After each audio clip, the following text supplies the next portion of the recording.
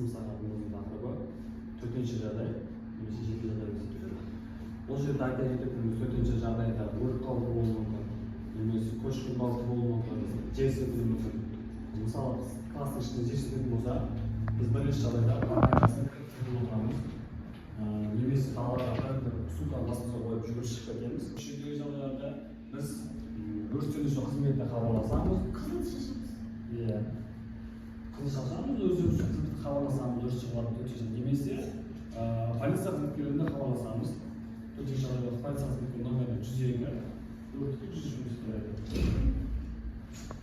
Жер сілкінісі болғанда партаның астына тығылуға болады, және де бұрышқа тұруға болады.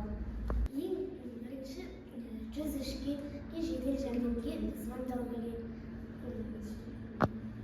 Бірінші алғашқы көмегіміз ол 102 немесе 103-ге хабарласамыз.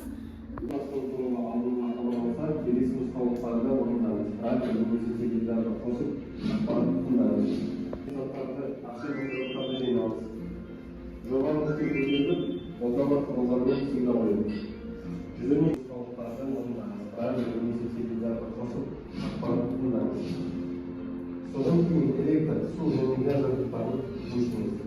Бірінші кезектегі қажет заттарды ақша заттарды жинаңыз. Жобаны көтеріп, қолданбалы құралдармен сигнал қойыңыз. 112 нөмірін теріп, құтқару қызметіне шақырыңыз. Өзіңізді және жақындарыңызды сақтаңыз. Көрдіңдер ғой балалар. Видеоны түсіндіріңіз.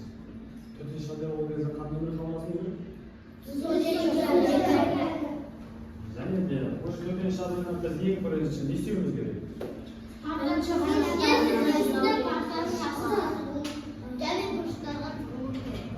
Су тасқыны болған кезде бірінші радионы, теледидарды бәрін қосып, рекламасын тыңдап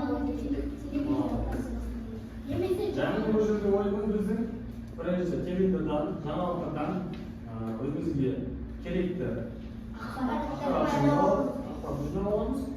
Сосын керекті жағдайларға жабдықтарды, ақшаны, документтерді алып, неге қағажамыз? Биік жерге шығамыз.